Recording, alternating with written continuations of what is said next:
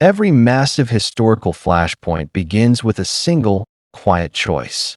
A choice made not in the spotlight, but in the shadows of desperation and financial survival. For a young girl from Beirut trying to stay afloat in America, that choice arrived disguised as a normal job opportunity. She was just 21 years old, working at a fast food restaurant, when she was approached with an offer that promised quick cash and a shortcut out of her daily financial struggle. In that vulnerable moment, she stepped through a door she thought she could easily walk back out of. What she didn't know was that the door would lock behind her, and that a brief 3-month decision would overshadow her entire life journey. Home is not just a place on a map. It is a sensory blueprint printed deep within the soul. It is the heavy scent of jasmine trailing after an evening rain, the rhythmic, comforting warmth of flatbread sliding out of a neighborhood bakery oven, the chaotic harmony of voices echoing across sun-bleached balconies. But for those born in Beirut, home is also a landscape defined by an underlying tension. It is a world where you learn, before you can even articulate it, that the ground beneath your feet can shift without warning. You absorb the unspoken anxieties of the adults around you, the quiet glances, the sudden pauses in conversation, even when they try desperately to bury those fears beneath loud laughter, music, and sprawling family dinners. In 2001, as the global landscape prepared to fracture along entirely new, unforgiving geopolitical fault lines, one family made the heartbreaking choice to leave that familiar warmth behind.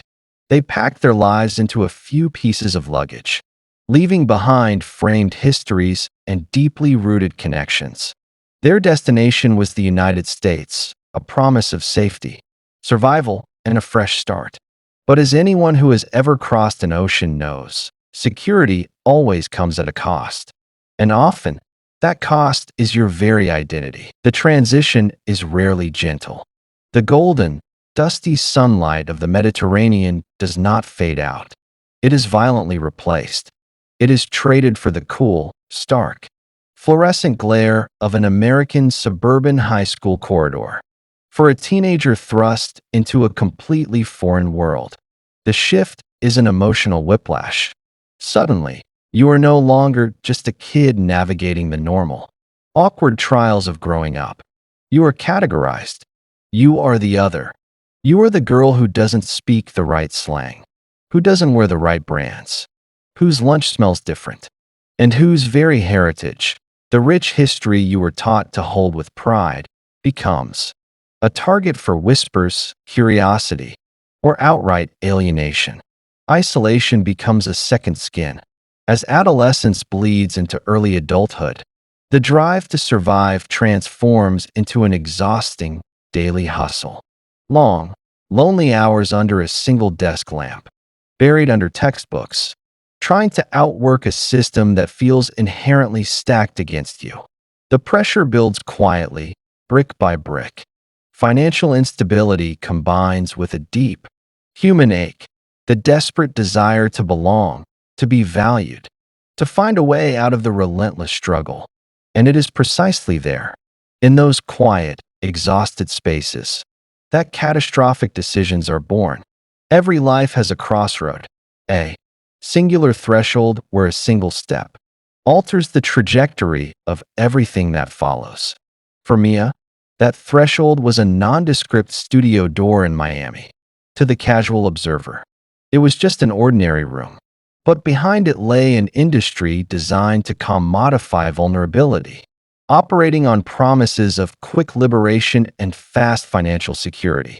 The entire ordeal lasted a mere 3 months, a fraction of a single year. In the grand arc of a human life, 3 months should be a footnote, a temporary lapse in judgment, a brief chapter quickly read and left behind. But we no longer live in a world governed by linear time. We live in the digital age. And in the digital age, 3 months can be stretched into an agonizing eternity.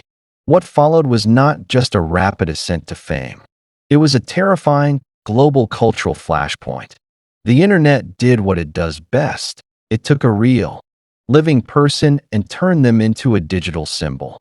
Virtually overnight, algorithmic currents pushed her name to the very top of global search engines, turning her into the most searched person on the planet. She found herself caught in a vicious, ideological crossfire. To the West, she was a viral sensation to be consumed and scrutinized. To the East, she was a source of severe cultural condemnation and profound public outrage. The digital avalanche had begun, and there was no button to stop the slide. When the world turns you into a pixelated icon, the real human being behind the screen begins to disappear. The cameras eventually stop rolling, and the studios move on to the next phase. But the internet never forgets. It holds onto your image with a cruel, permanent grip.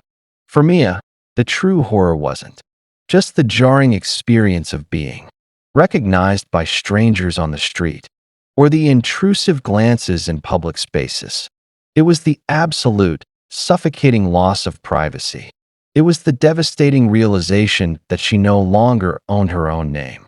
Her identity had been hijacked by the public's imagination, their collective anger, and their complex projections. She was entirely trapped inside an avatar she deeply resented, a digital ghost that refused to let her rest. The psychological toll of carrying a global scarlet letter before the age of 25 is a weight few can truly comprehend. It means watching your world shrink until it fits entirely inside a locked room with the blinds drawn tightly against the world outside. It means enduring an endless, daily barrage of cyberbullying, vitriol, and genuine threats to your safety. The pixels had taken on a life of their own, and the cost of those pixels was her peace of mind, her security, and her humanity. But a human life is not a static object. It cannot be permanently frozen in a single 3-month frame. The healing began when the silence broke. True power is not found in pretending the past didn't happen. It is found in stepping up to the microphone, looking the world directly in the eye, and refusing to let them write the final line of your story. Slowly, systematically, Mia began the grueling work of dismantling the avatar. She took control of her own narrative, stepping onto sports broadcast sets with sharp, unapologetic intelligence. She took to university stages, turning her private pain into a public text on the dangers of the digital economy, the exploitation built into modern media, and the critical importance of self-ownership. She built businesses, forged new partnerships, and cultivated a community entirely on her own terms. She proved that the public could buy the image, but they could never truly own the soul. They tried to define a whole life by a single, brief chapter. They tried to turn a woman into a permanent cautionary tale.